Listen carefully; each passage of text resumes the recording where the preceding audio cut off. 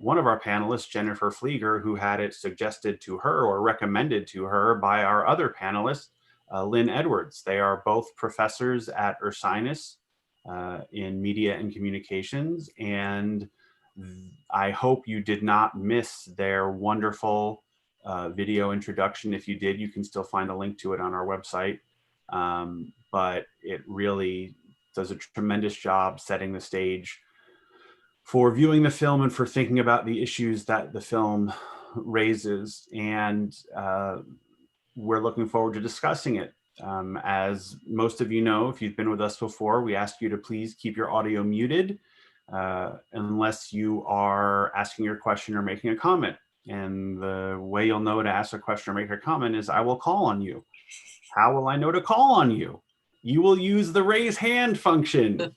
That is so wonderfully illustrated on the graphic that is on your screen now that was created by our art director, Heather Rosenfeld. And at that point, please concisely make your comment or ask your question, and then we will hear what Lynne and Jennifer have to say in response to it, and we will go from there. I will also say that if you want to introduce yourself to other attendees, please use the chat for that. You can certainly let us know where you're from. If you're from outside the Philadelphia area, we'd love to hear about that. So please mention that in the chat if you care to. And anything that comes up in the chat that we can perhaps offer insight on, my colleague Jill is going to be monitoring the chat, and she'll let me know if there's something to bring up. So with that being said, I think we can get started. And I see we have our first comment or question coming from David. David, what's going on? Well, I think this is one of the most interesting films in many regards. I want to thank the two professors for the introduction. I thought it was, with all due respect to all the other ones that I have seen, I think this was an amazing introduction that allowed us to watch the film from multiple angles, which we did. I did find the comments during the introduction about the ending such that I was sort of forming my own three endings. It was not the one I wanted, but I don't think the one I wanted could have been filmed in 1959. And I would actually appreciate the three of you commenting on whether that could have happened with the two of them, going off into the sunset, Harry Belafonte and Inger Stevens. But the entirety of it, looking at it today, and looking at the combination of the state of the world today. No, we're not quite in that particular level, but the other side of the state of the world in terms of race relations, recognition and lack of recognition, I just thought were amazing to look back to when I was 10 years old. Thank you all for presenting this to us. Well, thanks for your comments, David. I guess we can start off, Lynne and Jennifer, with your thoughts on his sort of, invitation to reimagine the ending, I guess. Lynne, what do you think about that? I think, first of all, amazing question. And I think one that will forever haunt this movie because it's difficult to view it from today's mindset and remember that when the film initially was released, there are still several states in our country that had anti-miscegenation laws. And so to have even tried to envision that and capture it in film potentially would have gotten that film banned in several states. And would have potentially led to, I think, additional backlash. But I'm not certain that the love story should have taken the precedence in the ending, and that there are some other possible endings that could have been more open. For example, the three of them just leaving equally empowered, equally, independent, with possibly the promise of being able to forge a new future that didn't require them having to be physically or romantically in love with one another, and just really like a certain sense of agency across all three. And plus, I was so crushing on Harry Belafonte as a kid that I'm still struggling to find him with anybody else. So, that's a bit of bias on my part. Jennifer, your turn. I love that the ending you want is that you get Harry Belafonte. Pretty much, yes. I think that's the ideal ending for the film. But it's good that you point that out, that we could imagine an ending in which no one gets the girl and that she's more empowered than she was. She does take their hands, I suppose, sort of asserting that her desire is for everyone to move on from that moment. But I wasn't so thrilled with Ben and the, attempted rape scene that we saw in the film. So I kind of would have been happy to get rid of him, actually. Yeah, it's funny because it's like the so-called women's films of the 40s and 50s, that every step forward, there's a step back. And in those movies, like in this one, it's that the woman has to choose a man. That's not the question. The question is, which one, not, maybe she'd rather do other things with her life, and I agree that was a major problem with the film, but that's obviously very much of its time, as much as any of the issues with the depiction of race are as well. I'd also point out that everyone involved with the film and most critics agree with David that the ending was terrible. The New York Times liked it up to the point when Ben arrived, and then the thing went out the window. So he's not alone there in his feelings about the ending. Let's see, Joss, you had a question or comment? Yes, and that sort of on the similar themes. I felt this urge, this yearning for Harry Belafonte and Inger Stevens characters to hook up in contemporary terms. But that wasn't going to happen, and that was very frustrating. But another thing that I found frustrating was the hints at Inger Stevens saying, "Hey, why don't you ask me what I think?" And these hints at feminism that didn't quite flesh themselves out. And that was 1959. This is now. I wish that I felt this yearning for that to be more explicit and more developed. And maybe if that film were remade today, it would be. And one other thing of no great importance, the music sounded familiar to me. So I looked up the composer, and that very same year he composed the music for Ben-Hur, which is why it sounded familiar. Not very important, just interesting. Well, thanks, Joss. I guess, I wouldn't say it's not important. And I know, Jennifer, film music is a big interest of yours, but I don't know if it's because I saw who wrote the music or if it really sounded like it, but I kept hearing Double Indemnity when I was hearing the music in this film. What did you think of the score for this, Jennifer? I like the way that the score produced a similar kind of tension that we have with the other comments people are making, in that there's a tension in the ideas of the film that want to be more than the studio system allows, right? And then there's also a tension in the music between the kind of music Belafonte sings, the songs in the film, and the scoring that we have for the picture itself. So I feel both add to the instability of the movie that is what makes it so interesting today. Can I ask Jennifer a question? Sure. One of the things I've always wanted to ask you about this film is that in the beginning scene, when Harry Belafonte's in the mine and you hear the throbbing pulse of whatever they were mining kind of flowing through the pipes, and it definitely had a drum beat to it. Did you find that, in contrast to the calypso songs he sang later, that there was a definite sort of ethnicization of the music? Was it clearly ethnic to you? I don't know. I didn't really think of it that way. Did you feel that way? Oh yeah, I was about to try to tamp out the beat that I heard, but I just remember feeling that it was a drum beat, and I thought it also sort of marked his heartbeat, being trapped in these cavernous veins of a mind. But I was wondering if you'd heard it the same way. That's a wonderful interpretation. I only think about it in the way that the melody keeps anticipating the next thing that's going to happen. I don't like it. I don't like it. I don't like it here. You know, I'm a terrible singer, but that feeling where we're always on the edge of something else going to happen. And then, like you say, if you're calling it a drum beat, how that's holding us back and keeping us steady. It's again that feeling of tension that we're getting throughout. Oh, cool.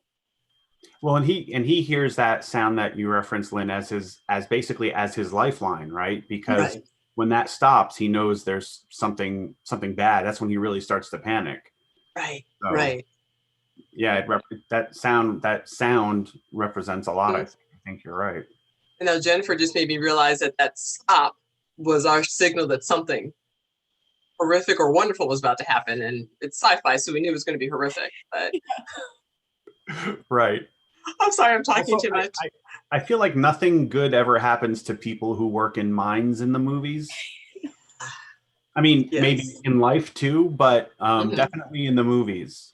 It's I feel like his lot was cast when you know, that was the profession that character was given. We should have known he was in for trouble. Right. Let's see. Robert, you have a question or comment? Oh, thanks a lot. Thank you, both professors. I just thought, I agree with somebody just said that introduction was just incredible. I just dropped everything in my life. I read the Stephanie LaRue article, The World, the Flesh, and the Politics of Race, Gender, and I also saw The Imitation of Life because of you guys. Anyway, I've just been so excited by this.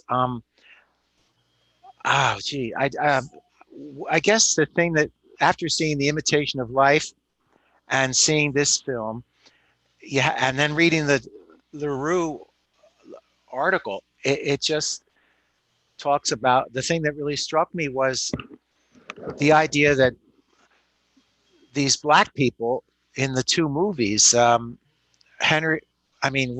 and I can't remember the man's name now, and the woman's name is Annie in the other movie. Both of them were internalizing a racist society's image of them. And that's what I think, Dr. Edwards, you were so passionate in your introduction when you said something like, I think you used the word internal manacles or something like Mind forged manacles, yes. Mind forged? Wow, that's really powerful. And you know, you see this Ralph guy, I mean, what really broke my heart was when the restaurant scene, you know, he denigrates himself to be the waiter and then won't even sit with her at the table and then won't dance with her. I mean, he's internalizing a racist white society's view of him. And what relevance? But now, then I think of the great Black people who came after Malcolm X. I mean, and some of the other great, and Martin Luther King and Angela Davis, and these people stood up and said, "You're damn right, I'm Black, and I'm gonna." They would never have done this kind of self denigration. So what I want to ask you, Dr. Edwards, is this portrayal of Black people in these two movies, what relevance does that have today? All right, thanks, Robert. And I do feel compelled to clarify the mind forged manacles comment. I want to say came from Robert Frost. It's from a poet that we read in CIE. So I just need to give credit where credit's due. I believe that the moniker of Black community can be misleading. No two African Americans, no two Blacks, no two people in the same family are the same. And so, yes, for some of us, It is difficult to, I think, step away from this concept of the double consciousness, where we are aware not only of the identity we hold for ourselves, which is framed by external white patriarchy, but also we see ourselves the way that others see us.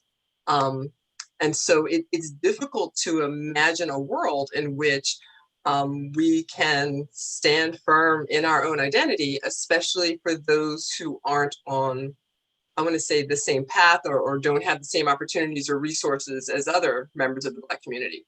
We're not monolithic. And so for some of us, having never left our neighborhoods, and others who regularly, you know, have flown to the moon, it's possible to see a future where we consider ourselves equal, in part because we've been fortunate enough to be treated equally. But I think as members of the Black community, we are all painfully aware that that treatment can only be trusted as far as it continues.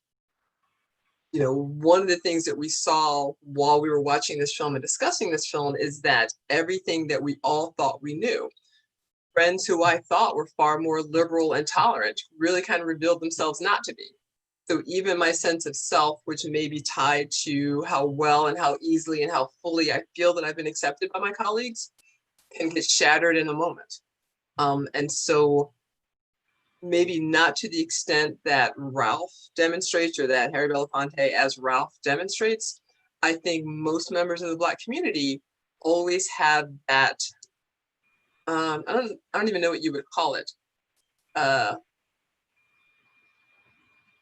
awareness that everything that we think and feel and believe about ourselves, no matter how accomplished, can be taken away in an instant when everything around us reveals, you know, another face, or everything around us reveals that the tolerance and acceptance we thought we had were temporary.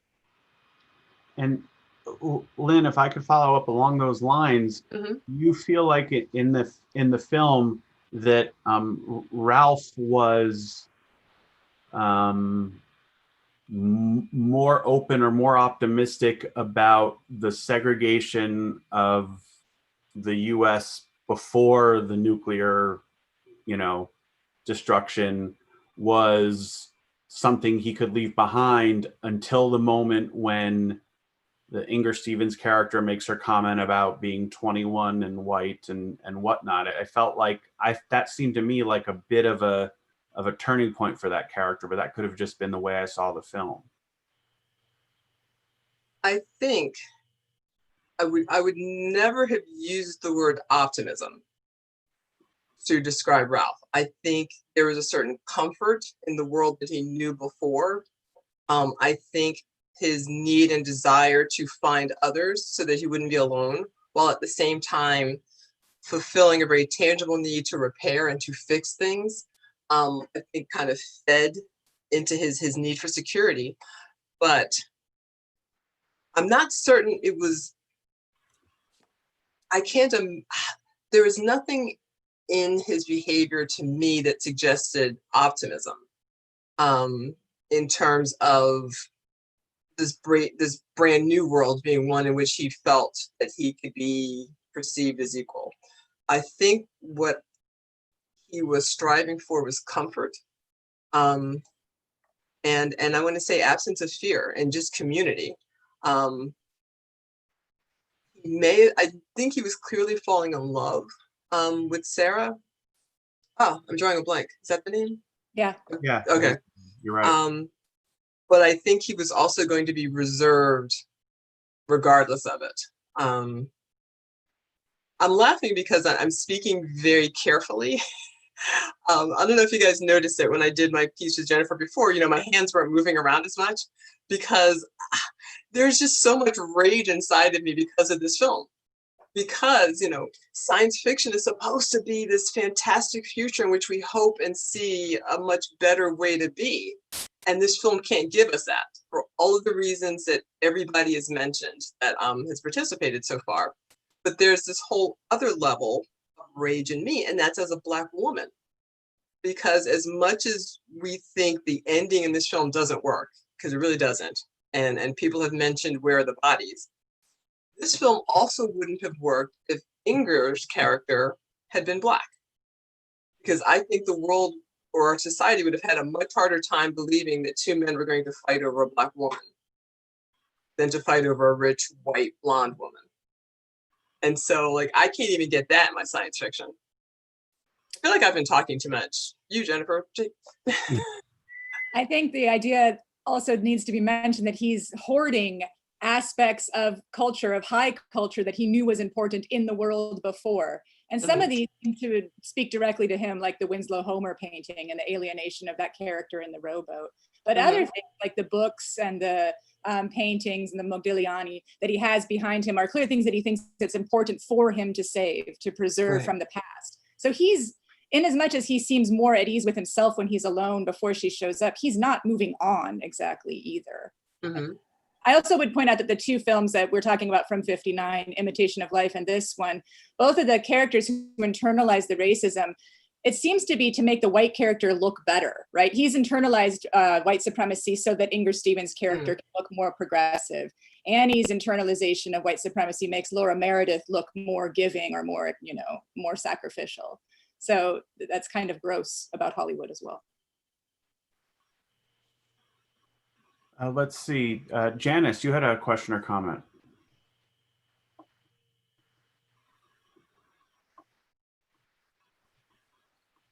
Okay. Kenneth, you had a question or comment. I'm sorry, Yes. I pressed the wrong thing. I pressed the hands instead of the unmute. We'll hear from Janice and then we'll get back to you, Kenneth. Okay. Sorry about You want me that. to mute Sorry myself? about that. Yes, Wrong please button. please do, Kenneth, and then you'll be next. Thank you. Janice, go ahead. Okay. First, I'd like to thank you for choosing this film.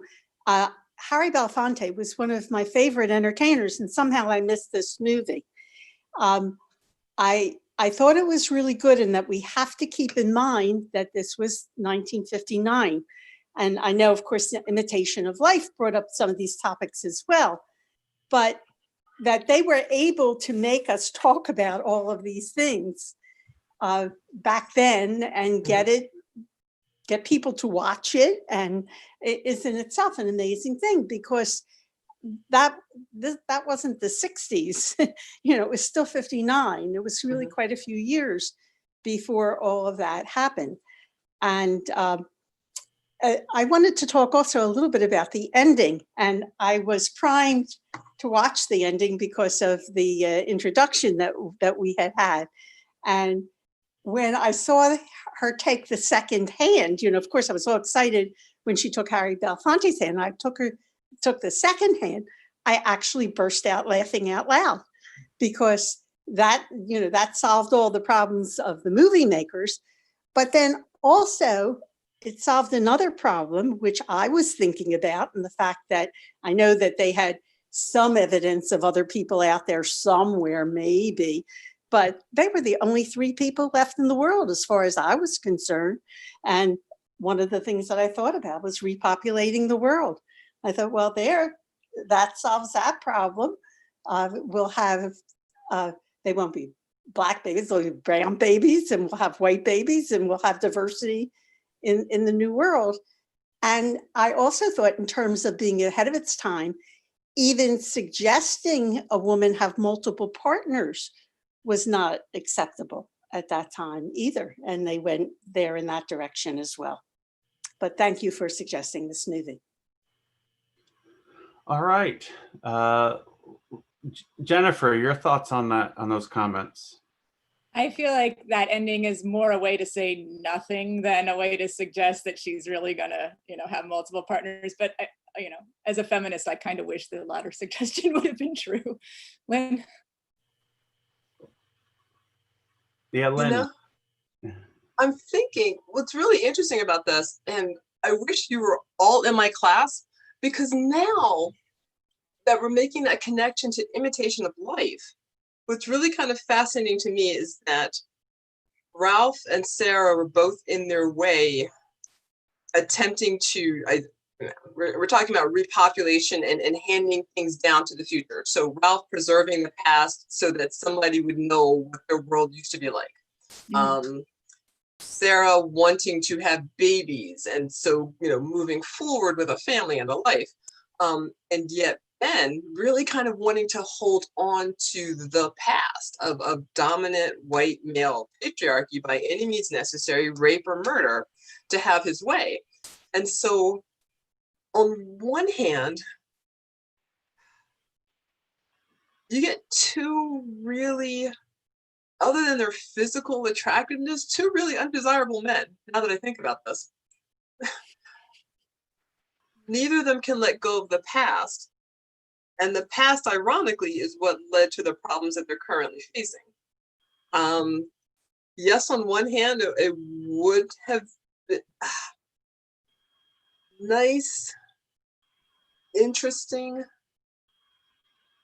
I know a colleague of mine asked about a three-way, but I'm with Jennifer. It just, you're right, it just ends so blah. I mean, blahly is not a word. I was going to say vanilla, but that was going to add a whole other layer of race to this. But you're right. I mean, this was a film that could have said so much more. Even, you know, one woman working with two men, or, you know, a woman leaving with a black man. But the ending just, you know what? The ending is so bad, it's difficult to imagine another ending for it. It just, yeah, it just, I keep hearing this thud in my mind. Boom, it just goes. Well, as the white man on this panel, I will say that I don't think it was even close. Lynn, a moment ago, you said the two men were sort of, you know, comparably flawed, and I don't think that's remotely true. I think that you know, Ralph not let. I mean, you're right. There's an extent to which they both won't let go of the past, and and Ralph won't let go of the past because of what we've talked about with sort of the internalizing segregation, but also, you know, preserving the past ideas of culture worth saving. And to me, those as flaws pale in comparison to sort of, you know, threatening rape and hunting another human for, you know, not for no reason. I mean,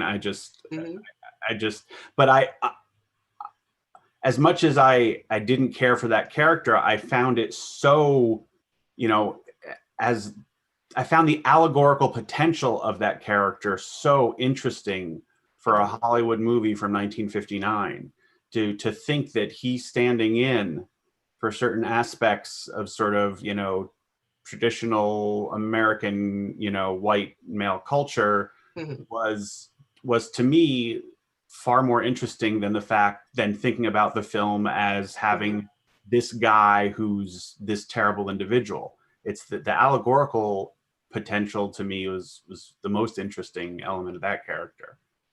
Right, but for that character to maintain that place, Harry Belafonte's character had to literally be the exact opposite. And so what we have is a black man completely capable of bringing New York City back to life, who is still willing to, I want to say, supplicate himself, to hide behind chivalry instead of just defending himself.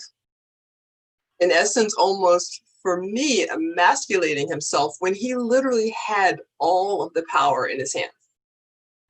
He could have very easily shot Ben's character. He had a woman who was clearly giving consent. He had access to artwork and all of the oh my goodness, I'm drawing a blank on the word, all the artifacts of their past. And yet he could not claim them, would not, and was really not being prevented from doing so until Ben showed up and handed out weapons, which he could have used as easily as Ben. But, you know, this sort of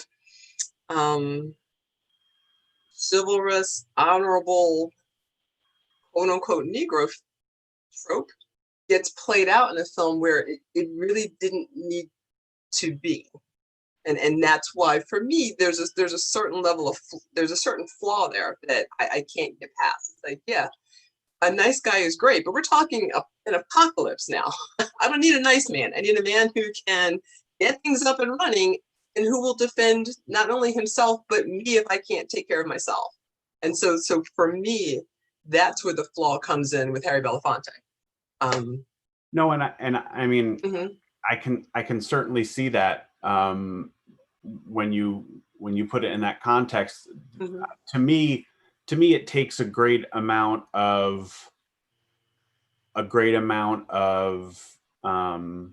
power and confidence to not use power that you think is inappropriate. I didn't see him as being too polite to kill Ben. I saw him as thinking what they were doing as being ludicrous. And there are 3 people left on Earth, so we're gonna get rid of 1 or 2 of us for what?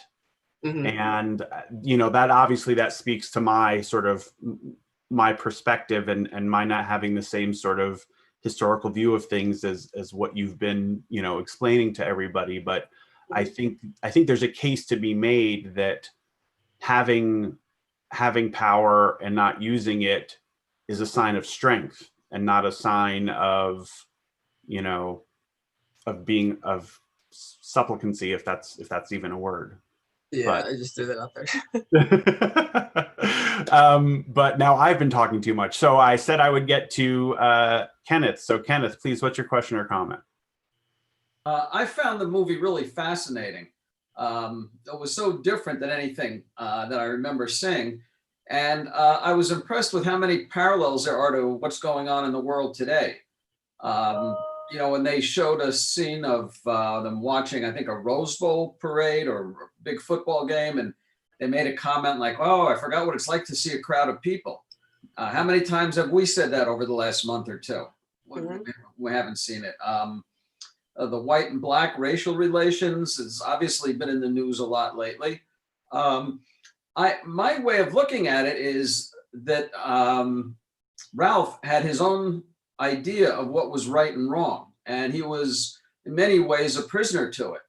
That when the Sarah character offered to move in with him, I think in those days that was inappropriate regardless of your color, whether you're both white or both black or mixed. It was people that weren't married didn't just move in with each other. And I thought that was the funniest comment, that people would talk. What people? And who's going to talk? And I think there was kind of a concept there that I wanted to see develop, that when there's only 2 or 3 people left in the world, what difference does it make what the rules are and what people do? We saw empty city streets like we see today. We see people just taking cars, parking where they want. Instead of washing dishes, you throw them out the window. And I think that as long as they're breaking those conventions and rules, they can stay together also. And I wanted to see that explored a little more. The one thing that I didn't care for is when they introduced the 3rd character, Ben. It was just too smooth. He came in this boat and they took him out and they talked to each other like they were old friends. There was no emotion there. No, thank you for rescuing me. I think they slid him in a little too easily, and I kind of didn't like the way things turned from there, because I think the Sarah character was not off-putting to Ralph. She was trying to be a friend with him, whether it was romantic or not. She just wanted them to work together, and what happens from there. And why Ralph kept putting her off, I found frustrating. And that restaurant scene, I found very sad, that she was, he had done so much for her. She was trying to reciprocate to him, and how it led to those comments that he brought up. And I think, I know he was upset by her comment about free, white, and 21, but it was obvious from her character and personality, she was not demeaning to him at all. She treated him as either an equal or a superior. And I would have liked to see that birthday scene continue like that. It made me sad to see such a beautiful scene now kind of torn apart because they were each a little bit annoyed at what the other one said. All right. Well, thank you, Kenneth. Lynne, Jennifer, any comments on Ken's thoughts? I think that it's always interesting to be able to look at a film from the past and a situation that we're living in now and recognize that history isn't always an even progression into the future.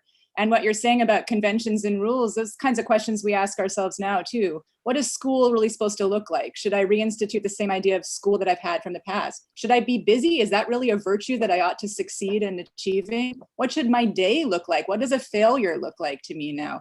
And you're right that those kinds of questions are being asked by the characters in this movie. And it seems like when Ben shows up, it's the reinstitution of conventions and regulations. And that may be why we find, partially, why we find it so frustrating. He brings patriarchy back. He brings white supremacy back in all of its forms. He changes the genre of the film. So now it's a duel, you know? Mhm. And all of those things, those are not the direction that this social problem sci-fi movie had to go in, and yet they did. And so it becomes infuriating at one point. I think, and that was Ken that was speaking, right? I think you actually captured probably one of the best parts of the film for me in terms of its honesty. When you get people of two cultures and two different classes who would, under normal circumstances, never have met, when they get to the point where they're comfortable enough to fight, and that's what that scene captured. They finally let down their guard. She said the thing that was the most comfortable for someone in her culture, you know, an inside joke that it didn't occur to her would be offensive to him. He initially lets it go. Then he says, no, you know what? I'm actually going to stand my ground on this one and let you know what that would have done to me back in the day, and how until we get past that, there really can't be a future. And so let me call you on this. And to her credit, she said the one thing that I think we've been hearing with allies of Black Lives Matter and everyone who's trying to understand why the world is, you know, spinning and turning upside down. What can I say and how can I say it to let you know that I accept you? We really don't have a language or a vocabulary for what to say after a line has been crossed and trust has been lost, to say, how can we continue talking so we can move forward? And I think that scene captured it, which is why that was so uncomfortable, because we all kind of got caught up in the moment of two lovely people doing something lovely. And then the ugliness of reality raised its head. And for once, they were actually speaking very honestly with one another. And honesty is uncomfortable. Yeah. Let's see. Katie, you have a question or comment? Oh, thanks. This is really such a great film. And I remember seeing it a very long time ago. And some of the images were indelibly impressed on my brain. And one of them was the dishes scene. And the instead of the end, it said the beginning, you know, at the end. But beyond all that, I really appreciate Jennifer and Lynne's observations and insights here, because, and I'm really interested, I love what you were saying, Jennifer, in a lot of regards, but I'm really interested from Lynne's perspective. There's two tensions here, and I did not remember the gender inequality and all those subtleties coming up. I was really expecting it to be more about race when I looked at it again.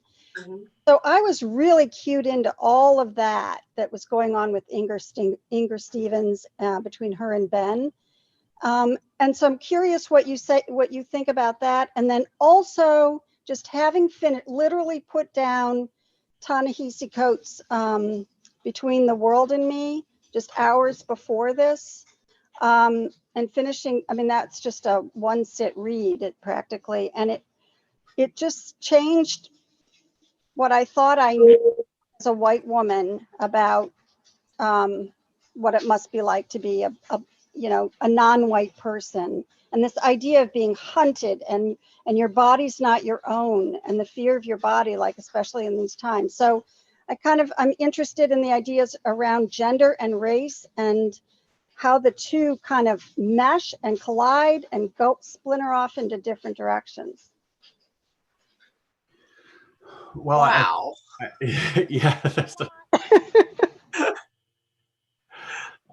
There was a lot there, and I feel like there's been, you know, at least a decent amount of talk about the gender components of the film as well as the racial ones. But I guess another way to think about this, or to sort of get to some of what Katie was asking about, was, you know, earlier on, Lynn, you mentioned that you couldn't imagine a film where you would have a white man and a black man arguing about a black woman. How do you think, is it possible to think about how this film might have been different if, instead of Ralph, the African-American character in the film were a woman, regardless of the sort of fighting between two men? Might she have taken a different tack than Ralph does? It's funny you mention that, because in response to Katie's point about gendered roles, and I forget who raised the issue about the dishes being thrown out the window, and that's how we dealt with things in the future. What actually happens in that scene with the dishes is Sarah's first indication of competency, because Ralph wasn't aware that the water still worked, but Sarah knew that it did.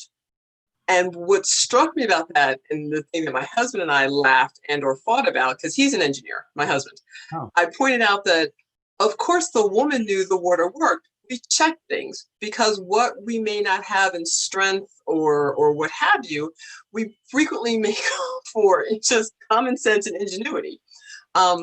He was not happy with that, so we're going to move on from that point. But I think if Ralph were a black woman, and I say this with all honesty, the part that everyone would have had the most difficult time with in that film is for a female to have had the level of ingenuity and engineering know-how that Ralph had to get the world going again. I think it would have been far more difficult for an audience to imagine a woman or two women working together to get the lights on, to get, you know, to gas up cars, to do all of the other things that Ralph brought to the table. But ultimately, this was a love story, and very rarely in the 50s were Black female characters the object of love or desire in a so-called respectable fashion.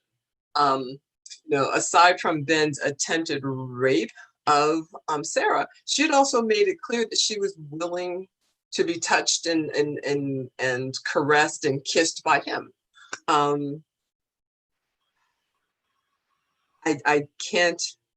I cannot imagine that story. I mean, the closest we actually come to a story like that would have been Imitation of Life, where the daughter's character, who was passing for white, as Jennifer mentioned, you know, and attempting to start her own new world in which she passed for white and had a white husband and could have children who could own and be who could walk into their own individual independent identities. That was denied to them. And so it's difficult to imagine a Black female at that time in any role other than a sexualized one. So yeah, unless, you know, the electricity was still on. I don't know. Jennifer, anything? Yeah, that's great. I think there's one moment that really reveals the intersection of race and sex that Katie's talking about. And that's that Sarah spies on him for a long time. And so initially you could imagine that as kind of women finally getting the gaze, women being voyeurs. At the same time, the fact that he's a Black man and she's so nervous about his presence in the city that she doesn't talk to him for over a month, while she's imagining herself as one of the last two people on Earth, one can't help but read that within the lens of racism in 1959. And so there's all of these overlapping problems with racism and sexism that you see in the film, such that it can't be about sexism and racism. It's rather so complex, such a complex event. Yeah.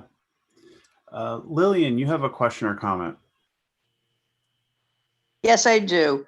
I'd like to go back to an earlier part of the movie, if you don't mind.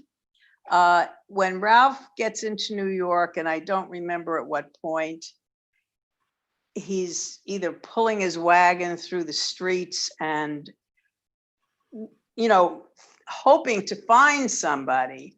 And at that point, he's screaming and he's shooting the gun to make noise.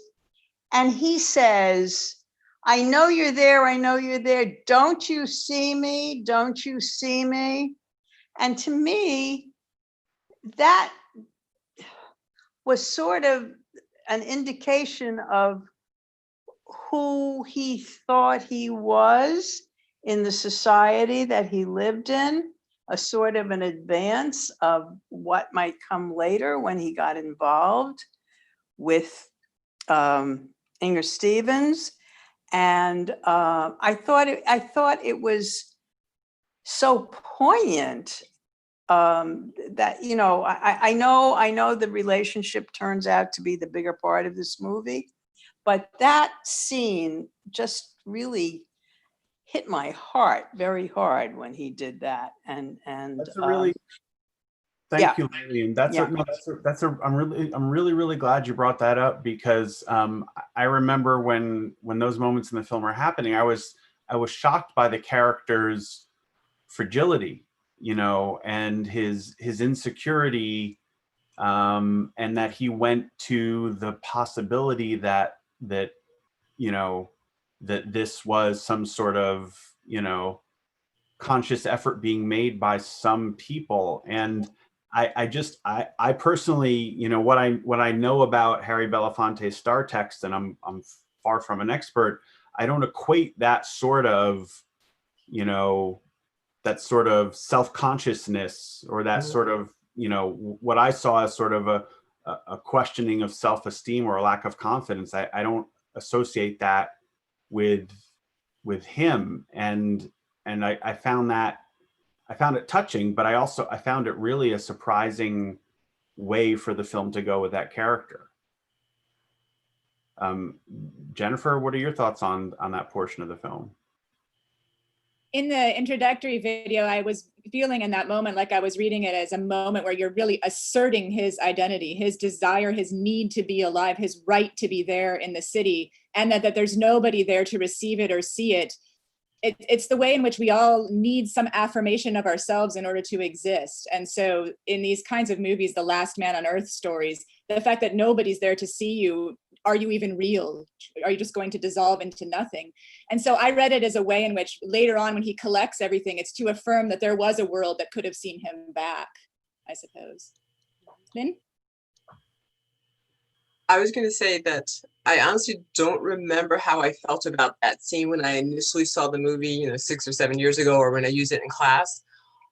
But in the throes of the pandemic, that scene, I forgot how much that resonated with me, because I felt like, you know, as I would look out of my window in our development, I felt like we were all literally in tombs, because we couldn't see each other. We weren't out walking.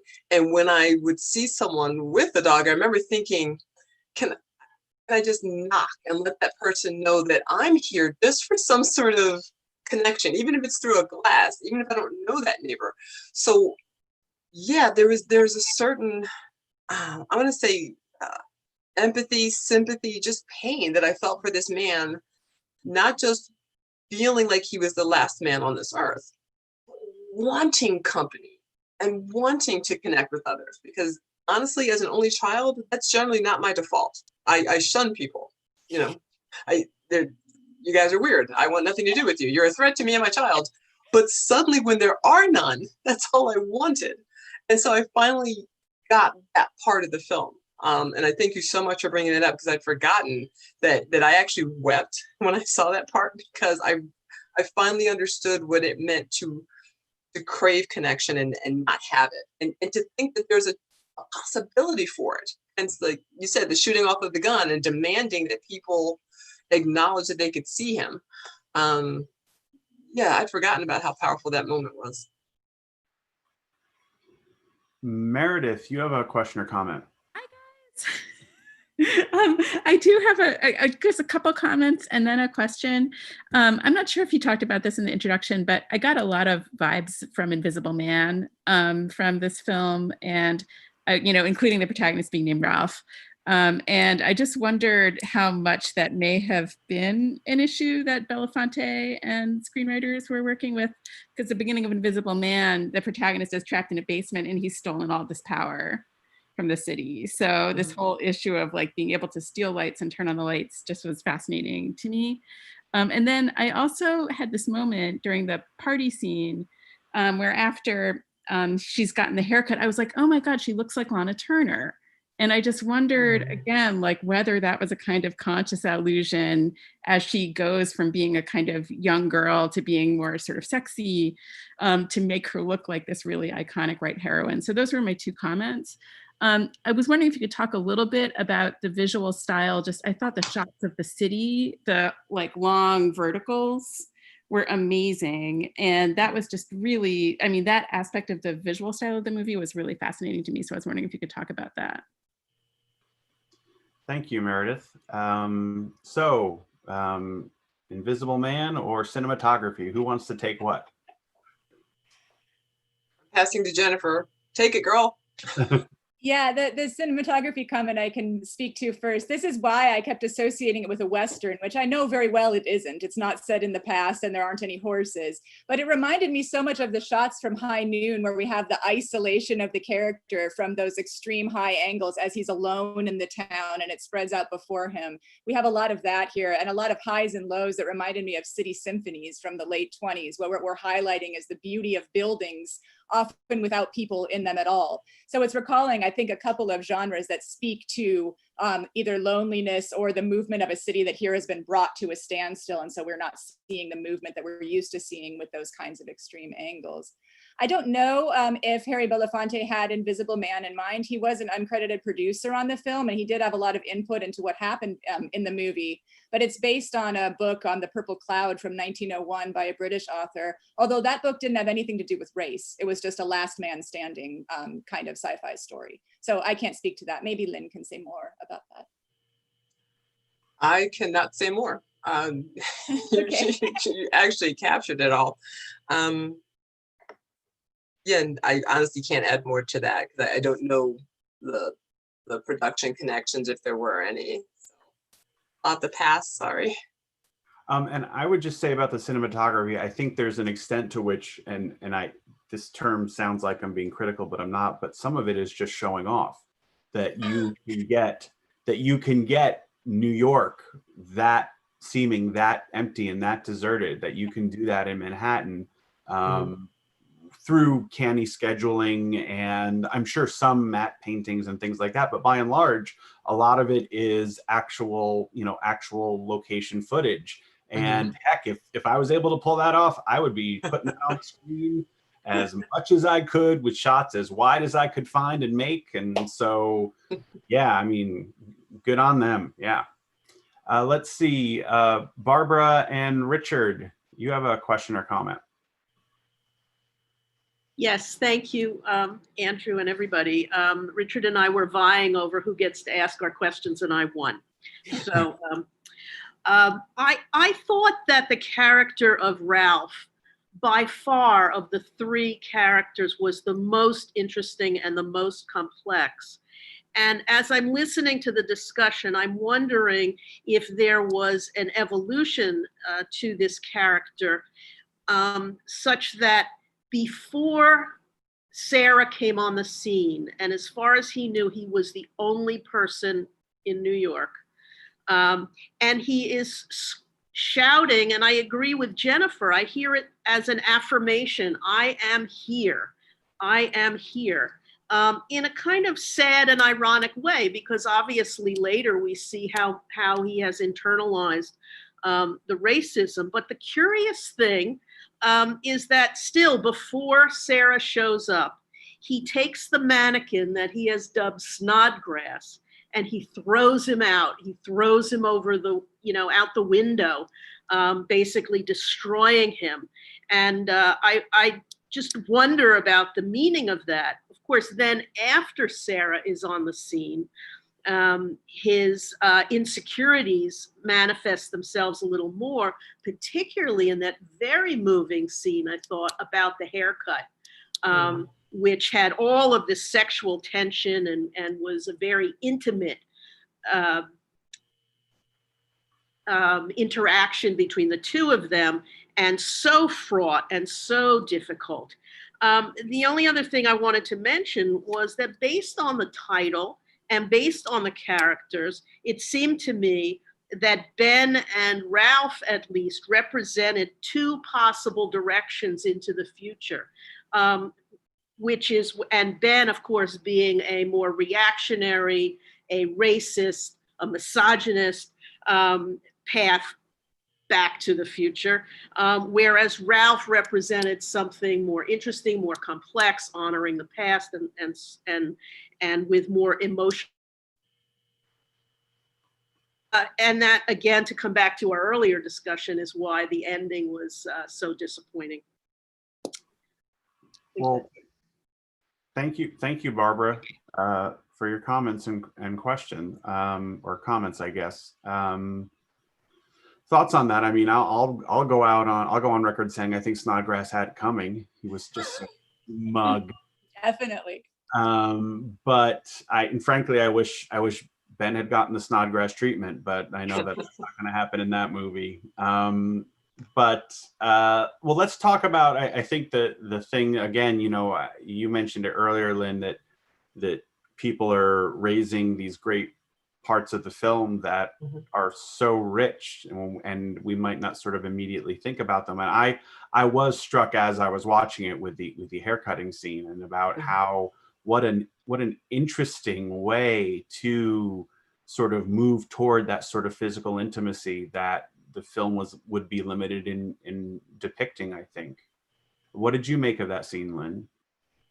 Well, interestingly, it's something that, similar to what Jennifer had said earlier, it's so easy to read that scene on two possible levels. One, the way in which the haircut even came about, she really kind of ordered him to do it. And one could really easily read that as, well, if you want to be subservient, here, perform this task for me. But in the context of every step she has made to let him know that she's willing, that she is offering consent, it also becomes clear that this is an issue of sexual frustration for her. And so his, trembling hands as he strokes her hair, it's just all very, it's not even very subtle. It's just clearly, a stand-in for an actual sexual encounter between the two of them. But then we realize later in the film, it also serves as a certain foreshadowing, because she then offers to give Ben a shape. Not even give him a shape. She insists on shaving him, whether he wants it or not. And this is clearly in the view of Ralph at some point. And so we get this, touching of the hair, touching of the body, to function in that fashion. But for it to be part of, and I will say insecurity, Ralph's insecurity, because he becomes frustrated that she is critical of the haircut. That his ability to handle tools in this one instant, suggests a certain amount of impotency on his part. And so clearly a nerve is struck. But I'm going to add this to Jennifer's plate to respond to. I think that's also one of the few scenes that's very heavy in shadow play. There are a lot of shadows in this film. And that's why I kind of see a bit of a noir-esque piece at work here, in that you see the shadow like very angrily storming away, but also looking back at her. So there's a sense of longing on his part, but his inability to satisfy her just kind of adds to the sexual tension in that scene. But there really is no other way to read that. Ugh. I caught a vapor when I was watching it. Well, and Jennifer, before we hear your comments, I'll just add that it gives a whole new meaning to cutting your own hair, which is something I've been doing for the last couple of months, and I wouldn't normally admit that in a forum like this, but you can see it, especially right there, that this is the result of doing that. And I never thought of it as anything that I should be embarrassed about revealing until I saw this movie and that scene. And then I realized that I shouldn't have just said that to dozens of people. So I'm sorry, Mom. Anyway, Jennifer, your thoughts. I think what Lynn was saying about the noirish aspect can lead us into the comment about the title. We received a couple of questions about the title of the film as well. And one of the commenters that we heard from by email suggested that the three elements of the title, the world, the flesh, and the devil, could correspond to the three sections of the film, which are really nicely broken up into half-hour chunks, the introduction of each character. But as we've been talking about the film, it's occurred to me that those three temptations that we often are referring to in scripture are also taking us back to the past. The world is what Ralph is drawing himself back to from the past, preserving the old world. The flesh is what Sarah is representing from the past. Someone must own the woman, right, and repopulate the species. And the devil, of course, I think Ben is an easy, as awful as Snodgrass is, Ben is the easiest one to slide into that role because he then reintroduces the devil of, white supremacist patriarchy and the duel that has to ensue following that. So this could be one way to think about the title, but I'm sure there are actually many interpretations one could make of the title of this film, which would be a good thing to talk about. Yeah, Christine sent us that idea about the title, and I think it works really, really well. I agree, definitely. Howard, do you have a question or comment?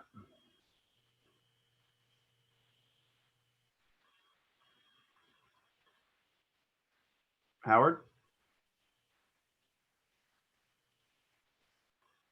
Okay. Kenneth, did you have a question or comment? It was kind of trivial, but I wondered if anybody else noticed that all of a sudden at the end of the movie, these pigeons appeared. And I don't know where they were, if they represented anything, or if it was just a coincidence. And how did the pigeons survive when the population didn't? And I didn't know if there was maybe a deeper meaning that I never caught on to. And okay. Well, I did notice that too, because it was strange how once the three of them sort of started walking off into the sunset, so to speak, the flock of pigeons flew off. And, having lived in New York City, and I don't think of pigeons as a symbol of hope or anything, encouraging like that, which is, I think, what that film is trying to suggest, particularly when it's at that moment, particularly when it says the beginning. But it doesn't surprise me that pigeons would have survived. You notice how you never see a baby pigeon. There you go. I was just thinking that. Yeah. Maybe they couldn't afford doves. Right. Right. Yeah, maybe that's what it was. Or maybe that's the New York City equivalent of a dove, which, anyway. Jennifer. I only had a joke comment too, that if any creature was going to survive the nuclear poison that seemed to have made all of humanity and animal life disappear, it would definitely be the pigeon. That or the rat, I suppose, but they're a less hopeful symbol for them. Yeah, and it's not nearly so visually, uplifting. The other thing too, though, is I know we got this question in comment about where are the bodies? And I read the New York Times review, which suggested that they were vaporized, which is okay. I can imagine I can think of all sorts of production reasons and industry reasons why there wouldn't have been bodies strewn everywhere. And if that's the biggest conceit a film like this makes, then it's okay. Did either of you have any thoughts on the lack of corpses? I thought the same thing that you just mentioned, that, production decision, what are you going to do with all of these bodies lying around? But then I also thought about Buffy the Vampire Slayer, which is some work that I did, way at the very beginning of my career, and I still do some, and that Joss Whedon's way of dealing with bodies was to make sure that the vampires vaporized once you stabbed them with the stake, so you didn't have to worry about all these pesky bodies laying around. But I think one of the points Joss Whedon also made was that a lot of the vampires were also former adolescents. And so you did not have a lot of teen bodies laying around. But yeah, I'm thinking production issues. I don't know. Yeah. Jennifer, any thoughts on corpses? No? Not particularly. It's a Okay. sci-fi movie. We can make nuclear magic if we want to. It's all good. Fair enough. Howard, sorry we had a problem before. You there with your question or comment? Can you hear me? Yeah, great. Yes. I thought the screenwriting was great. I thought there were a lot of lines that were really powerful. And then a couple of them that came together that I think communicated an important message was at some point Sarah says, I'm free, white, and 21, I'll do whatever I please. And certainly there's some white supremacist attitude in that. And then a little bit later, Ralph says to Sarah, that was like an arrow in my gut. And then he says the following, which I just thought was so powerful. He says, it took the world to fall down to prove what I am. And here you have a Black man who's an engineer. He knows how to start a generator. He knows how to use some medicine to save Ben. He's on a radio frequency reaching out to humanity. And he says at various times that he's busy when he's talking to Sarah because he wants to save things. And I think that's a great contrast to Ben. And Ben has none of those characteristics. And so here you have a Black man in 1959 who's a hero. In 1959 was before the 1964 Civil Rights Act, and it was before the Edmund Pettus Bridge. And I just think that anyone who's looking at this movie in 1959 may have a hard time saying, wow, Black men can be heroes. Well, thank you for the comment, Howard. I think that I think in the introduction and in some of her responses and remarks tonight, Lynne has pointed out how the depiction of the Ralph character is a little more complicated than the way we might see it. But I can completely understand your view of it. And again, I think certainly in comparison to Ben, if we're sort of looking at, these men are being presented, I think they're being presented not just as, as unfortunately as options for Sarah, but also sort of for, I don't think I'm the only viewer who sees that as sort of, compare and contrast being sort of put there. Mm-hmm. And there's obviously, as we've all said, even though it's not as sort of, I think perhaps as cut and dried as you said, Howard, or even as I initially thought, I don't think it's hard to say that, Ralph's the better man, but not one without his own challenges. Lynne and Jennifer, anything you want to add to that?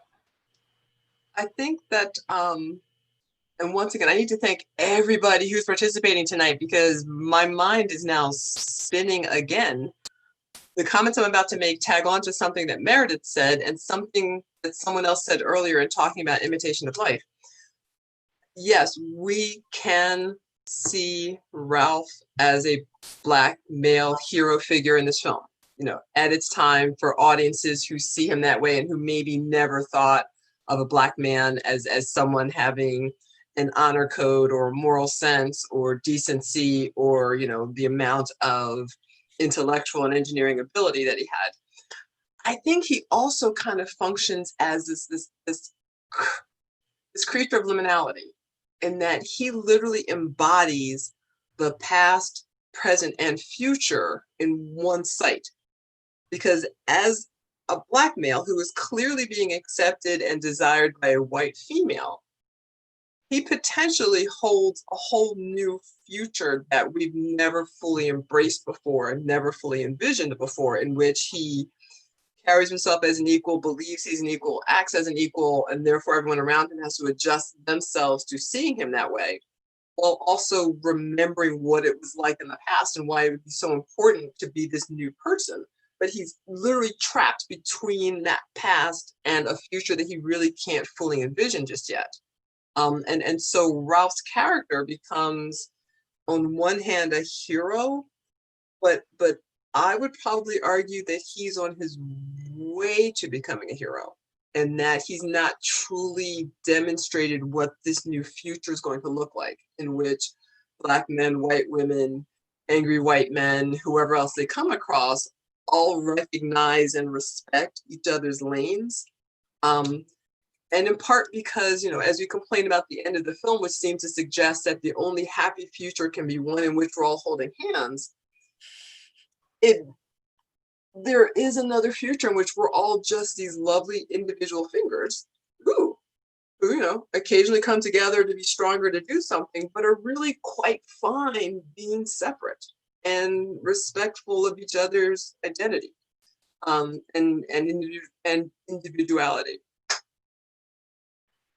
I think that's a great comment, Lynn. Wonderful. I also think that the free white and 21 comment that Lynn touched on earlier and also talked about a little bit in the introductory video is a reminder to all of us of the ways in which language embalms the values and prejudices that we hold in a society, and that sometimes we say things because we've heard them, and what those words can do is incredibly damaging to other people. And a lot of us work with younger folks all the time and are constantly reminded of the way in which language is shifting, and that one can apologize and move forward in collaboration with others. And so when we hear a comment like that, it's important to reconcile who we think we are with how we'd like to be, and to think about how language has preserved ideas that we don't want to have, and that we might work toward changing them. So when I hear that in the film, I'm reminded of my students and the ways in which they often help me to evolve my thinking through the language that they use.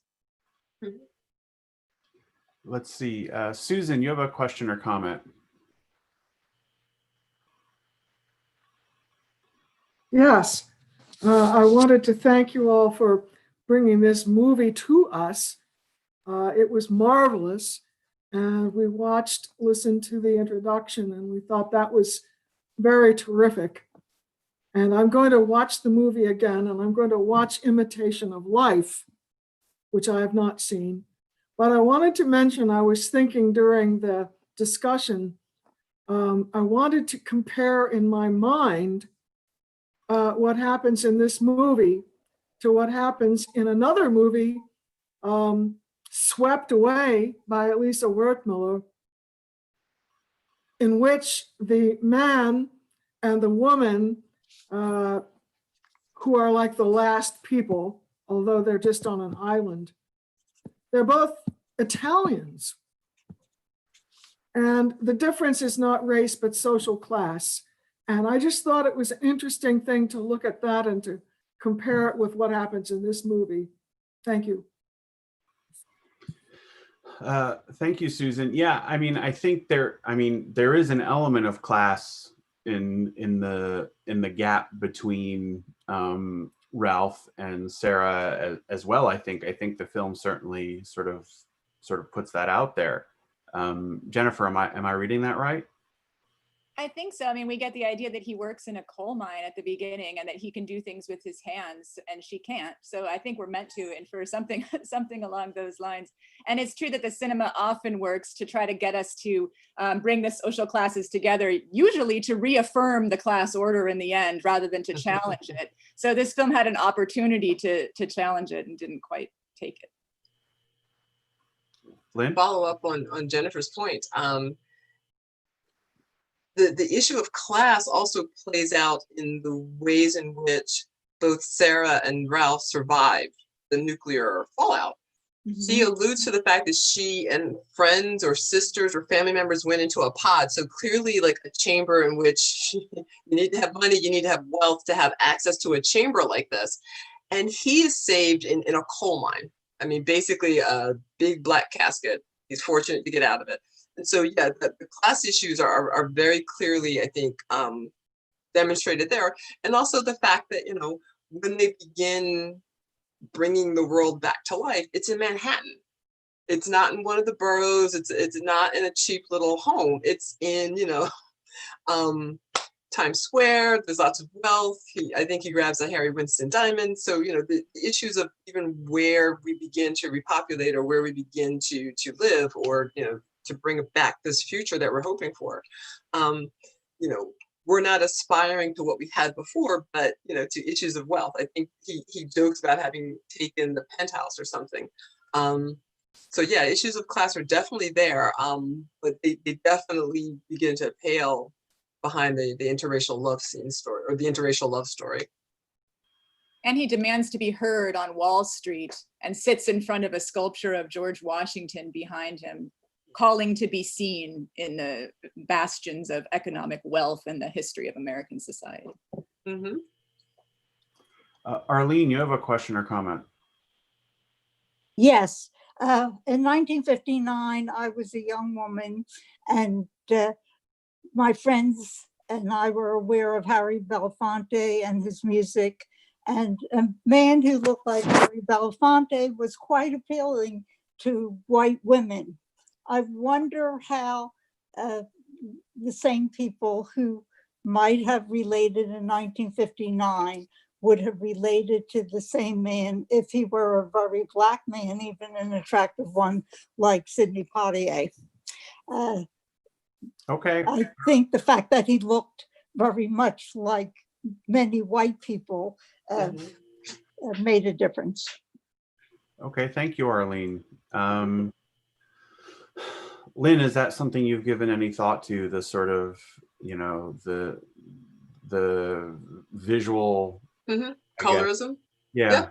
Oh yeah, no, it's one of the things that we discuss in class, and I'm so glad you brought that up, because when we talk about all sci-fi film, we look very specifically at when Black characters are included. Actually, I say this about any film that we're talking about.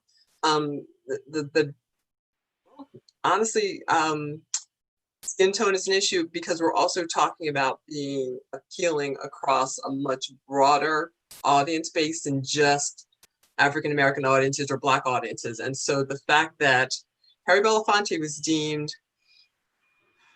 beautiful by women of all races was clearly, I think, a deciding factor in his role in this film. But by the same token, that also contributes to his threat, in that he is so attractive to white women and to women of all races that, any scenes of miscegenation become particularly threatening, because there's always this fear that it's going to happen again in real life, as women begin to find, men of color more and more attractive. And so it's a double-edged sword, but I think you're hitting the nail right on the head with that one. Jennifer, any thoughts on that? I think Lynn covered that perfectly. I agree. And I think the two of you have covered this film extremely well. You brought to us a challenging film, a relatively obscure film, and you set it up beautifully with your introduction, and you have responded to it wonderfully this evening. And on behalf of all of my colleagues and our patrons and the participants tonight, thank you so much for joining us and for bringing just this really fascinating discussion and this wonderful, interesting movie to all of our attention. I know that it's opened up a lot of eyes and a lot of minds, the whole endeavor, and we really, really appreciate it. So thank you very much, the two of you. Thank you. Thank you. It's been And thank you all for joining us. We will be back on Monday with another film. I know what it is. You don't know yet, but I know it's very different from this one. But if you want to find out what the movie will be, please sign up for our weekly emails. And I should also mention that we have some seminars coming up on a few Tuesday nights.